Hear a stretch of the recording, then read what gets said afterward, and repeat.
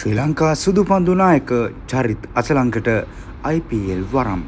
Mumbai Indians කණ්ඩායම Johnny බෙයස්ටෝ, Richard ග්ලීසන් සහ චරිත් අසලංක සමග මේ වන විට ගිවිසුම් අත්සන් කර ඇත.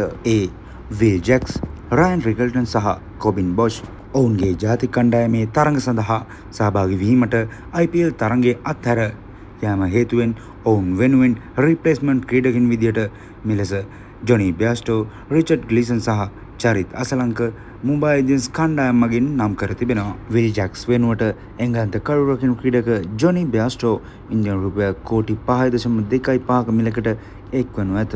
එංගලන්ත වේගපන්දු යවන්නා රිචඩ් ග්ලීසන් ඉන්දියානු රුපියල් කෝටි 1ක අතිරේක මිලකට රයන් රිකල්ටන් වෙනුවට ආදිශකයක් ලෙස කටයුතු කරනු ඇත. චරිත් අසලංක ඉන්දියා රුපියල් ලක්ෂ 75ක අතිරේක මිලකට කොබින් බොෂ් වෙනුවට ආදේශකයක් ලෙස පැමිණෙනු ඇත. මුම්බයි ඉන්දියන්ස් කණ්ඩායම අවසන් කණ්ඩායම් 4 සඳහා එනම් ප්ලේ ඔෆ් වටේ සඳහා සුදුසුකම් ලැබුවොත් මෙලෙස ආදේශ ක්‍රීඩකින් ඉදිරි තරඟවලදී ක්‍රීඩා කරනු ඇත. ඉතින් මුම්බයි ඉන්දියන්ස් කණ්ඩායමට ඉදිරියේදී පවතින තරඟයේ ජයගෙන ප්ලේ ඔෆ් වටේට සුදුසුකම් ලැබීමට හැකි වේවා යන්න ශ්‍රී ලාංකිකයන්ගේ එකම පැතුමයි.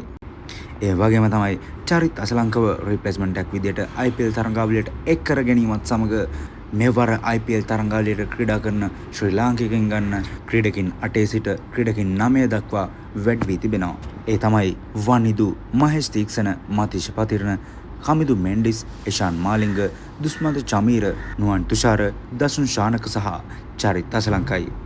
ඉතින් මේ ගැන ඔයාලා මොකද හිතන්නේ? ඔයාලගේ අදහසුත් පහලින් කමෙන්ට් කරගෙන යන්න. තාමත් අපි සබ්ස්ක්‍රයිබ් කරලා නැත්නම් දැන් අපි සබ්ස්ක්‍රයිබ් කරලා අපිත් එක්ක දිගටම නැදී ඉන්න.